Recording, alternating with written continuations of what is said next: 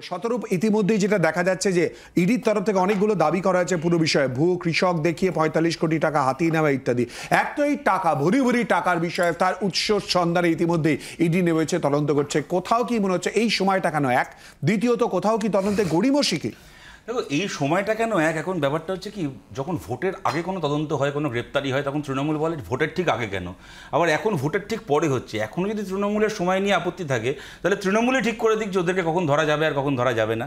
তবে আমি একটা কথা বলছি, দেখো, এটা ঘটনা যে রেশনে দুর্নীতি হয়েছে, রেশন মন্ত্রী জ্যোতিপ্রিয় মল্লিকের তাতে ইনভলভমেন্ট পাওয়া যাচ্ছে। আমাদের রাজ্যের তো পুলিশ মন্ত্রী জ্যোতিপ্রিয় মল্লিক নন। তুমি জানো যে নদিয়াতে এই রেশন দুর্নীতি নিয়ে 2018 এফআইআর হওয়ার পর, প্রথম এফআইআরটা কলকাতার ভবানীপুর থানায় হয়েছিল, তারপর আরও বিভিন্ন জায়গায় হয়েছিল।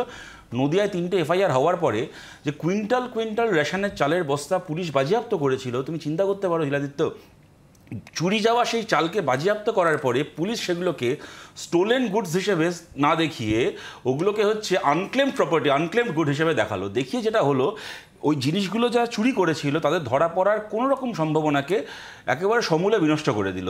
এবার আমি বলছি, পুলিশ মন্ত্রী তো জ্যোতিপ্রিয় মল্লিক নন, তাহলে এই চুরির কাজটাকে আড়াল করার দায়িত্বটা কি একমাত্র জ্যোতিপ্রিয় মল্লিক সামলেছে? মমতা বন্দ্যোপাধ্যায় সামলাননি, যিনি রাজ্যের পুলিশ মন্ত্রী। আমি দেখো, জ্যোতিপ্রিয় মল্লিক, তুমি খুব ভালো করে জানবে, সুব্রত মুখার্জি ছাড়া মমতা বন্দ্যোপাধ্যায়ের দলের একমাত্র নেতা যিনি টানা 10 বছর একটা দপ্তরের মন্ত্রী থেকেছেন। এই যে রেশনের দুর্নীতির অভিযোগ এত বছর ধরে চলে আসছে, কিন্তু সবাইকে পাল্টাচ্ছেন উনি, কিন্তু একটা লোককে বসিয়ে রেখে দিয়েছেন। এটা এমনি এমনি হয়? তবে তুমি যেটা সময় লাগা না লাগা, আমি আস্তে আস্তে সম্পাদের কথা শুনছিলাম, আমি বিমল স্যারের কথাও শুনছিলাম। দেখো, একটা তদন্ত দুটো তদন্তে কোনো পরিণতি পাওয়া যায় না, কি দেরি হয় আমরা বুঝলাম। সেই সারদা 2014 সালে সারদা থেকে শুরু করে, রোজভ্যালি থেকে শুরু করে, প্রশ্নটা তুলেছি, কোথাও কি গড়িমসি? ঠিক, এক্স্যাক্টলি, হ্যাঁ, আমি তোমার সাথে একমত হয়েই বলছি। সারদা, রোজভ্যালি, নারদা হলো না, তার তোমার চাকরি চুরির মীমাংসা হলো না, বালি চুরির মীমাংসা হলো না, গরু পাচারের মীমাংসা হলো না, রেশনের মীমাংসা হলো না, এমনকি তোমার 2021-এর বিজেপির লোকেরাই মামলা করে ওদের কর্মীরা খুন হলো 21-এর বিধানসভা ভোটের পরে, পোস্ট পোল ভায়োলেন্স নিয়ে সিবিআই তদন্ত, তার কোনো মীমাংসা হলো না। আমি বলছি, 10টার মধ্যে 5টা হলো না, আমি বুঝলাম। 10টার মধ্যে 2টো হলো, 8টা হলো না, আমি তাও বুঝলাম। 10টার মধ্যে একটাও হলো না। এইটা কি এমনি এমনি হয়? আজকে বিমল স্যার যতই বলুন না কেন যে পেছন থেকে টেনে ধরা হচ্ছে, ইডিকে ধাপার মাঠের মাঝখানে নামিয়ে দেওয়া হয়েছে, আমরা জানি জাস্টিস অমৃতা সিনহা অবাক হয়ে গেলেন যখন অভিষেক বন্দ্যোপাধ্যায় সম্পত্তির খাতিয়ান ইডিকে জমা দিতে বললেন।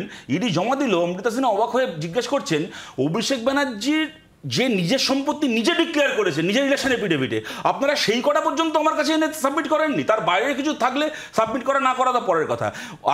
আজকে উনি বিজেপিরই নেতা, কদিন আগে অবধি যাচ্ছিলেন, অভিজিৎ গাঙ্গুলি নিজের এজলাসে বসে বলেছেন যে সিবিআই প্রকৃত অপরাধীদেরকে আড়াল করছে, এরকম হলে দরকার হলে আমি প্রধানমন্ত্রীকে চিঠি লিখবো। এটা জাস্টিস অভিজিৎ গাঙ্গুলি, বিজেপির নেতা অভিজিৎ গাঙ্গুলি হওয়ার আগে জাস্টিস অভিজিৎ গাঙ্গুলি নিজের এজলাসে বসে বলেছেন। সুতরাং ব্যাপারটা এত সহজ নয় যে ওদেরকে ছেড়ে রাখা হয়েছে, ধাপার মাঠে পেছন থেকে টেনে ধরা হয়েছে। নাহলে কি কারণ থাকতে পারে বলো তো শুভ্র, যে অভিষেক বন্দ্যোপাধ্যায় নিজের যে প্রপার্টি জমা দিচ্ছে সেইটা ইডি জমা দিচ্ছেন? এবং আমি শেষ একটা তোমাদের ইনফরমেশন দিচ্ছি, তোমরা অনেকে জানো, ভাবতে অবাক লাগে। অমৃতা সিনহা যখন ইডির একজন অফিসারকে, তোমাদের মনে থাকবে, ওই তদন্ত থেকে সরিয়ে দেওয়ার নির্দেশ দিলেন, তখন ওনার সেই নির্দেশের বিরুদ্ধে ইডি কোনো অ্যাপিল করার আগে অভিষেক বন্দ্যোপাধ্যায় পক্ষ থেকে অ্যাপিল করা হলো যে না উনি তো ভালোই তদন্ত করছেন, ওনাকে সরানোর কি দরকার? মানে এইটা হচ্ছে তদন্তের চেহারা। ইডির অফিসারকে মানে অভিষেক বন্দ্যোপাধ্যায় ঠিক করে দিচ্ছেন, বা ওনার পছন্দের অফিসার দিয়ে তদন্ত করানো হচ্ছে। মানে যিনি তদন্ত করছেন তার তদন্তে অভিষেক বন্দ্যোপাধ্যায় এত খুশি। বাংলার আওয়াজ, বাঙালির আবেগ, জি 24 ঘন্টা।